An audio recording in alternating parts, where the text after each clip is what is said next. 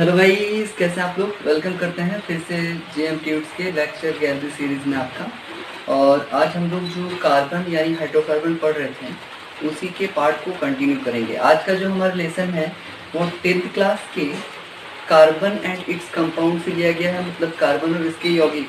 और बहुत ही important chapter चल रहा है। जो लोग लास्ट वीडियो को नहीं देखे हैं इससे रिलेटेड, वो जाकर प्लेलिस्ट में जाकर देख लीजिएगा, काफ़ी इंपॉर्टेंट है।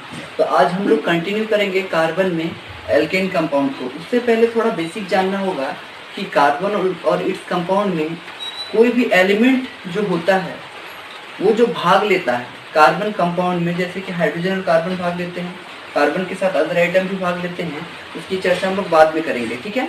तो जो एलिमेंट जो शेयरिंग ऑफ इलेक्ट्रॉन होता है बिटवीन हाइड्रोजन एंड कार्बन, वो किस प्रकार से होता है, और उस चीज़ को जानने के लिए पहले हमें इलेक्ट्रॉनिक विन्यास यानी इलेक्ट्रॉनिक कॉन्फ़िगरेशन के बारे में अच्छी तरह से जानना होगा। काफ़ी इंपॉर्टेंट है।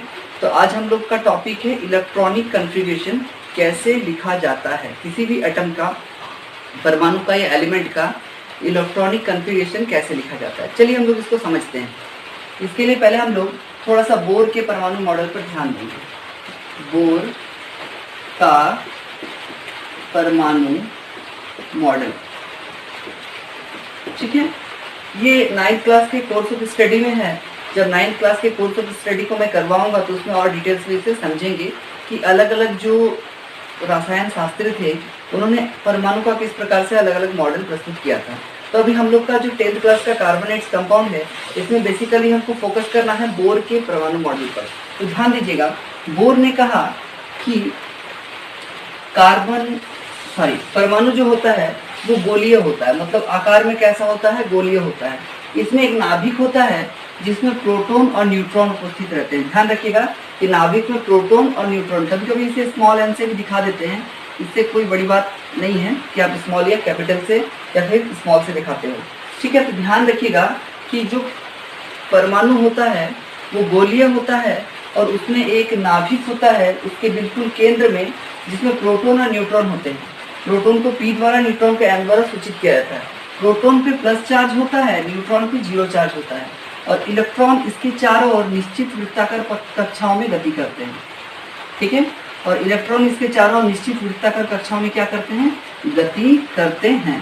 और इन कक्षाओं को क्या कहते हैं, तो इन कक्षाओं को हम लोग सेल या ऑर्बिट कहते हैं। क्या कहते हैं, सेल या ऑर्बिट, और हिंदी में कहें तो कक्ष कहते हैं, कक्ष कहते हैं, ठीक है। तो इन्हीं कक्षों पर इलेक्ट्रॉन गति करता है और इलेक्ट्रॉन पे आवेश क्या होता है, माइनस होता है, और उसे ई द्वारा सूचित किया जाता है, ठीक है। तो चलिए आगे देखते हैं उसने क्या कहा, यानी बोर ने क्या कहा। बोर ने कहा कि ये जो कक्षा होता है इसे हम लोग के, एल, एम, एन या फिर 1, 2, 3, 4 द्वारा सूचित करते हैं। इस तरह से के, एल, एम, एन, ओ, पी, इस तरह से हम लोग कक्षाओं को सूचित करेंगे, या फिर 1, 2, 3, 4 द्वारा सूचित करते हैं। उन्होंने कहा कि प्रत्येक कक्षा में इलेक्ट्रॉन जो होता है वो अलग अलग होता है, यानी कि प्रत्येक कक्षा में, पहली कक्षा है, के कक्षा में इलेक्ट्रॉन की संख्या अलग होगी, एल कक्षा में इलेक्ट्रॉन की संख्या अलग होगी, एम कक्षा में इलेक्ट्रॉन की संख्या अलग होगी, और एन कक्षा में इलेक्ट्रॉन की संख्या अलग होगी। तो प्रत्येक कक्षा में इलेक्ट्रॉन की संख्या अलग अलग होती है, और इसी कारण से प्रत्येक कक्षा की ऊर्जा भी अलग अलग होती है, जिसे कक्षा का ऊर्जा स्तर कहते हैं, ठीक है। इन कक्षाओं में इलेक्ट्रॉन को भरने का फॉर्मूला क्या दिया इन्होंने एक फॉर्मूला दिया 2n²। इन्होंने कहा कि 2n² द्वारा इन कक्षा में इलेक्ट्रॉन को हम लोग भर सकते हैं। कैसे, देखिए, ध्यान दीजिएगा, जहाँ n क्या है, नंबर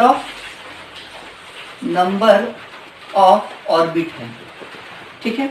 अगर हम लोग बात करते हैं पहली कक्षा की, अगर हम लोग बात करेंगे पहली कक्षा की, तो पहली यानी कि प्रथम कक्षा में n बराबर 1 हो जाएगा। प्रथम कक्षा का n का मान 1 हो जाएगा, और फॉर्मूला में जब 2 × 1 का स्क्वायर करते हैं तो 2 × 1 × 1 यानी कि 2 आता है। ध्यान दीजिएगा, पहली कक्षा की जब बात करेंगे तो इसमें फॉर्मूला 2n² लगाएंगे तो 2 × 1 का स्क्वायर हो जाएगा, यानी 2 × 1 × 1, यानी कि पहली कक्षा की कक्षा में मैक्सिमम कितना इलेक्ट्रॉन रह सकता है, 2 इलेक्ट्रॉन रह सकता है। यानी कि मैंने 2 इलेक्ट्रॉन दिखा दिया, देखिए, ध्यान दीजिए, पहली कक्षा में कितना इलेक्ट्रॉन रहेगा, 2 इलेक्ट्रॉन रहेगा। उसी तरह 2n² द्वारा अगर हम n का मान 2 पुट करते हैं तो हमें दूसरी कक्षा में कितना मिलता है, 8 मिलता है। आप पुट करके देख सकते हैं, 2 × 2 का स्क्वायर यानी 2 × 2 × 2 यानी 8 हो जाएगा। ठीक है, तीसरी कक्षा में n कितना हो जाए, दूसरी कक्षा में यहाँ पे ध्यान दीजिए k, l, m और n। ठीक है, तो k कक्षा में कितना इलेक्ट्रॉन रहेगा, 2, l कक्षा में 8, m कक्षा में अगर 2n² हम फॉर्मूला से पुट करते हैं, आप लोग बना के देखिएगा, इसमें 18 आएगा और इसमें 32 आएगा। 2, 8, 18 और 32 आता है। क्लियर है? तो इस तरह से बोर्ड ने कहा कि प्रत्येक कक्षा में इलेक्ट्रॉन की संख्या अलग अलग होती है और उन संख्याओं को डिफाइन करने के लिए हम लोग एक फॉर्मूले का यूज करते हैं। वो फॉर्मूला क्या है, 2n², वो फॉर्मूला है। ठीक है, जहां n = नंबर ऑफ ऑर्बिट, और जब हम फॉर्मूले में ऑर्बिट का नंबर को रखते हैं तो 2, 8, 18, 32 इस रेस्पेक्ट में आता है इलेक्ट्रॉन की संख्या। तो अगर आपसे कोई पूछ दे कि k कक्षा में इलेक्ट्रॉन की संख्या कितनी होती है, तो कहिएगा 1 होता है, l में 2, m में 18 और n में 32 होता है। चलिए, क्लियर है कि नहीं? इसे अच्छी तरह से नोट्स कर लीजिए, काफी इंपॉर्टेंट है, इसे अच्छी तरह से नोट कर लीजिए। चलिए आगे देखते हैं, आगे देखते हैं।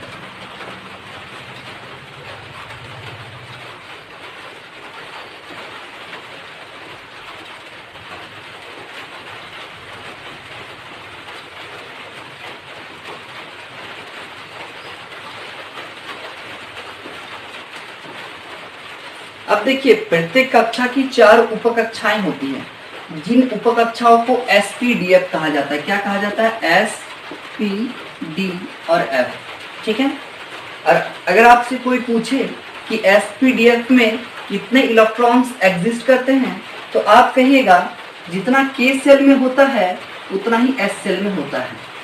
याद रखिएगा कि जितना K ऑर्बिट में इलेक्ट्रॉन होगा उतना ही S सब ऑर्बिट में इलेक्ट्रॉन होगा, मतलब कि S में कितना इलेक्ट्रॉन हो जाएगा, 2 हो जाएगा, क्योंकि K में 2 होता था। ठीक है, अब सारे ऑर्बिट में इलेक्ट्रॉन को कैसे भरेंगे, +4 रूल का यूज करेंगे। ध्यान रखिएगा, ये रूल हर जगह नहीं दिया रहता है, आप इसे दिमाग में सेट कर लीजिएगा, +4 रूल को। ठीक है, तो अगर हम S की बात करें तो S में 2 इलेक्ट्रॉन होता है, तो P में कितना हो जाएगा, 2 + 4 यानी कि 6 इलेक्ट्रॉन होगा। D में कितना इलेक्ट्रॉन होगा, 6 + 4 यानी कि 10 इलेक्ट्रॉन होगा। और F में कितना इलेक्ट्रॉन होगा, 10 + 4 यानी कि 14 इलेक्ट्रॉन होगा। इस कंसेप्ट को अच्छी तरह समझिए। इलेक्ट्रॉनिक विन्यास बनाने के लिए इस कंसेप्ट को समझना बहुत जरूरी है। तो K कक्षा में इलेक्ट्रॉन की संख्या कितनी होती है, 2 होती है, इसलिए S ऑर्बिट में इलेक्ट्रॉन की संख्या कितनी होगी, 2 होगी। P में 6, D में 10 और F में 14 इलेक्ट्रॉन एग्जिस्ट करेंगे। ठीक है, अब ध्यान दीजिए, इस पर एक बहुत इंपॉर्टेंट है कि अगर हम बात करते हैं K, L, M और N के एस्पेक्ट में, अगर हम बात करते हैं K, L, M, N के एस्पेक्ट में, और आपसे कोई पूछे कि इन कक्षाओं में कितनी उपकक्षाएं रह सकती है, समझ रहे हैं, बात कह रहा है कि इन कक्षाओं में कितनी उपकक्षाएं रह सकती है। तो यहाँ पे ध्यान दीजिए, ये जो K ऑर्बिट है इसमें S रह सकता है, क्योंकि K में तो 2 इलेक्ट्रॉन रहता है, हम देखते हैं S में भी 2 है, तो K में हम 2 की जगह S लिख सकते हैं। उसी तरह L में हमने देखा इसमें 2 रहता है, L में 8 रहता है, M में 18 रहता है और N में 32 रहता है। ठीक है, समझ में आ रहा है? तो इसी को ध्यान से अच्छी तरह से आप समझिए। तो L में क्या रहेगा, 8 रहता है, यानी कि 2 और 6 मिलाकर 8 होते हैं ना, इसलिए S और P दोनों L ऑर्बिट में रह सकता है, मतलब यहाँ SP लिख सकते हैं। क्लियर है? उसी तरह M ऑर्बिट में अगर आपसे कोई पूछे कि कितना इलेक्ट्रॉन रहता है, तो कहते हैं कि 18 इलेक्ट्रॉन जब है तो 2, 6, 8 और 10 18, यानी कि इसमें S, P, D तीनों सब ऑर्बिट रह सकते हैं। और उसी तरह से N में S, P, D और F चारों सब ऑर्बिट रह सकते हैं। इस चीज को क्लियरली समझिए। तो K कक्षा में कितना सब ऑर्बिट रहेगा, 2 रहेगा, L में S और P रहेगा, M में S, P, D रहेगा और N में S, P, D, F रहेगा। क्लियर है? अब चलिए ध्यान दीजिए आगे, बहुत इंपॉर्टेंट है, ध्यान दीजिए इस चीज को, इसे नोट कर लीजिए। इसे मैं मिटा रहा हूं, आप वीडियो को पॉज करके नोट कर लीजिएगा। ठीक है, चलिए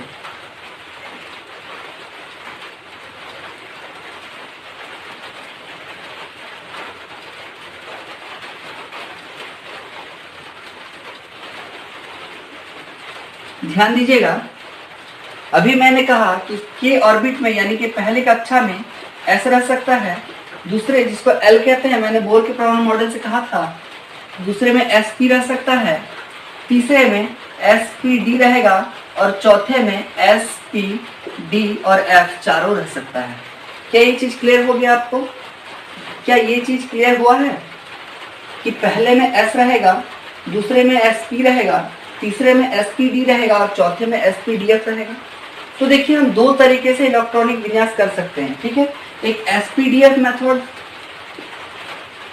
एक spdf मेथड से कर सकते हैं, ध्यान दीजिएगा, spdf मेथड से हम कर सकते हैं, या फिर KLMN मेथड से भी कर सकते हैं, ठीक है। ये दोनों तरीके मैं आपको बताने वाला हूँ, दोनों तरीके बहुत ही आसान हैं और कार्बन एंड इट्स कंपाउंड के लिए बहुत ही जरूरी है इसके कॉन्सेप्ट को समझना।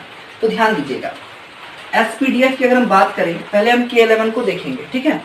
तो अगर मान लीजिए कोई एटम है सोडियम Na, आप लोग सोडियम के बारे में जानते होंगे, 9th क्लास के कोर्स ऑफ स्टडी में हमने sodium, hydrogen, carbon, nitrogen up to 20 तक एलिमेंट को याद किया था, ठीक है। और जो लोग 9th क्लास के वीडियो लेक्चर गैलरी की सीरीज को ज्वाइन नहीं की, वो जाके ज्वाइन करके देख सकते हैं, उसके भी अपडेटेड वीडियोस बहुत जल्दी आपको प्रोवाइड कर दिए जाएंगे। तो चलिए ध्यान दीजिए, सोडियम की जो परमाणु संख्या होती है वो 11 होती है। सोडियम का जो परमाणु संख्या होता है वो कितना होता है? 11 होता है। अब इस चीज को ध्यान से समझिए। तो अगर हम KLMN में डिवाइड करें, K, L, M और N में डिवाइड करते हैं, ठीक है, तो हमें 11 इलेक्ट्रॉन भरने हैं। तो K में 2 भरेंगे, 11 में 2 K में भर देंगे, क्योंकि K में ज्यादा से ज्यादा 2 ही इलेक्ट्रॉन रह सकता है। L में कितना भर देंगे? 8 भर देंगे और M में 1। M में 18 इलेक्ट्रॉन रह तो सकता है, पर यहाँ पर मेरे पास टोटल 11 ही परमाणु हैं, 11 ही इलेक्ट्रॉन होंगे। तो इसीलिए 2 मैंने K में भरा, 8 मिलाकर 10 हो गया और बचा 1, उसे M में भर देंगे। तो ये K11 मेथड है इलेक्ट्रॉनिक विन्यास करने का, ठीक है। इलेक्ट्रॉनिक कॉन्फ़िगरेशन, जिसको हिंदी में इलेक्ट्रॉनिक विन्यास कहते हैं, ठीक है। तो K11 मेथड आपको समझ में आ गया। अगर हम बात करते हैं क्लोरीन की, जिसका Z = 17 होता है, उसको कैसे करते? KL M और L ले लेते, तो 2 8 10 हो जाता और बचता 7, क्योंकि 17 टोटल है, इसलिए 17 लिखकर लास्ट ऑर्बिट क्या रहता है? यहाँ खाली रहता है।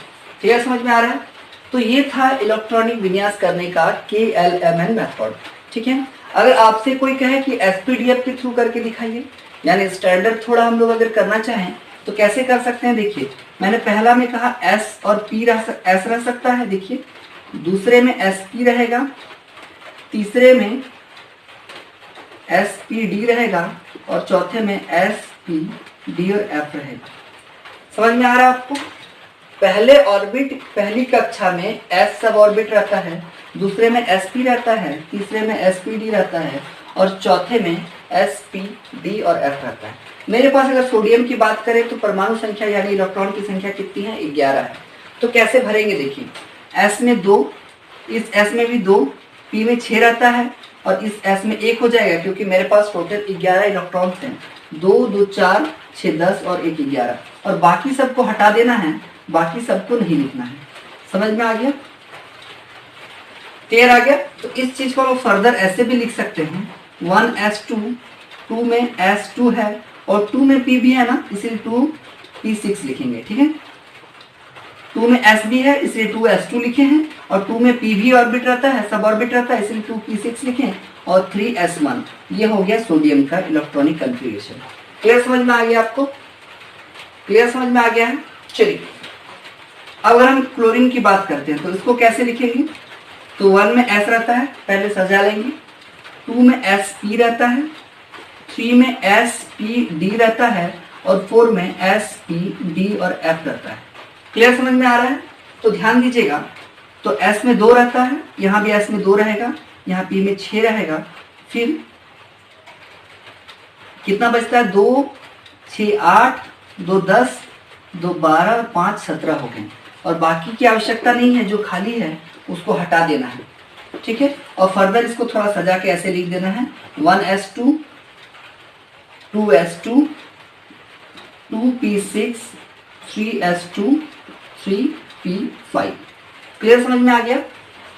तो हमने क्या देखा कि बोर का परमाणु मॉडल क्या है, बोर के परमाणु मॉडल को हमने समझा और उसके थ्रू हमने देखा कि हर एटम में एक न्यूक्लियस होता है जिसमें प्रोटॉन और न्यूट्रॉन रहते हैं और इलेक्ट्रॉन इसके चारों ओर वृत्ताकार कक्षाओं में घूमता है और उन्हीं कक्षाओं को शेल या ऑर्बिट कहते हैं और उन्हीं कक्षाओं में निश्चित इलेक्ट्रॉनों की संख्या अलग अलग कक्षाओं के लिए अलग अलग होती है।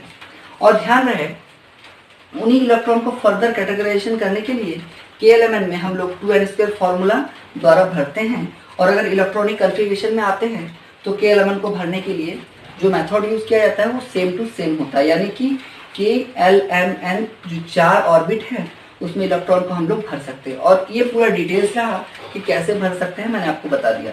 तो आज की क्लास में हमने जाना कि किसी भी एटम का इलेक्ट्रॉनिक विन्यास कैसे करते हैं, इलेक्ट्रॉनिक कन्फिग्रेशन कैसे किया जाता है, क्या होता है KLMN मेथड, क्या होता है SPDF मेथड, सारी चीज़ों को मैंने देखा। किस ऑर्बिट में कौन सा सब ऑर्बिट रह सकता है, किसमें कितने इलेक्ट्रॉन हो सकते हैं अधिकतम, किसमें न्यूनतम कितने इलेक्ट्रॉन भरे जा सकते हैं, सारी चीज़ों को आज की क्लास में हम लोगों ने क्लियर किया है। तो आज का क्लास आपको कैसा लगा कमेंट करके बताइएगा।